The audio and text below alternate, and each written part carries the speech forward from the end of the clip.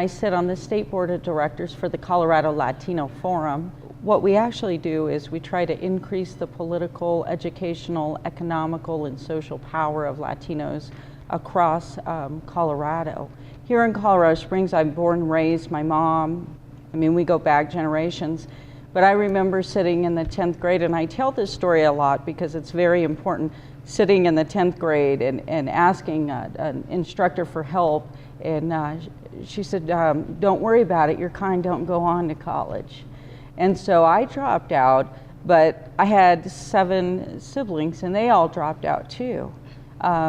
So again, I teach sociology, and so this theory, it's called the labeling theory, comes into place. And so what it says is either you take on that role that you're labeled and you conform, or you go against it. Well, I've always been kind of a rebel, so I went against it and earned my associate's, bachelor's, and master's degree, and will be working on my PhD.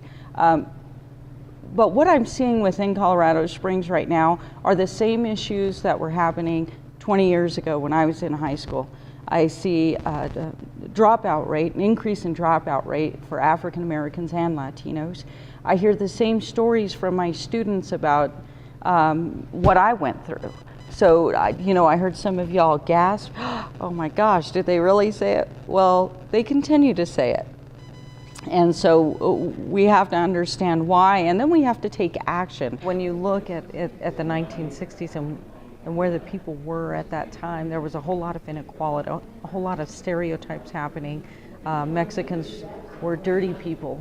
They didn't have the ability to learn. In the 1960s, a lot of minorities actually conformed to what the dominant culture was telling them that they were. So it was huge when Cesar Chavez, Martin Luther King, and a whole bunch of other people stepped out and said, whoa, wait a second, this is not who we are. We actually can get an education. We can actually demand for this. We don't have to die at an early age. We want to recognize some of our leaders in Colorado and in the United States, and one of those leaders is Cesar Chavez. We never hear about them. Part of our outlook on this is not only celebrating his life and legacy and recognizing him, but to implement ethnic studies within middle and high schools. And so that's what we're going to be working on throughout the year, and if you want to get involved, please get in contact with me.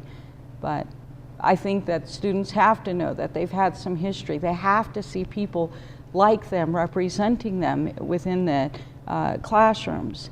They have to know that there's some leadership out there that looks like them, and our kids don't know that. When you learn about your history and you find out where you're from and who you are, then you want to go further. And once a person goes forward with that, you see the trend, like I'm the first one to get a college degree.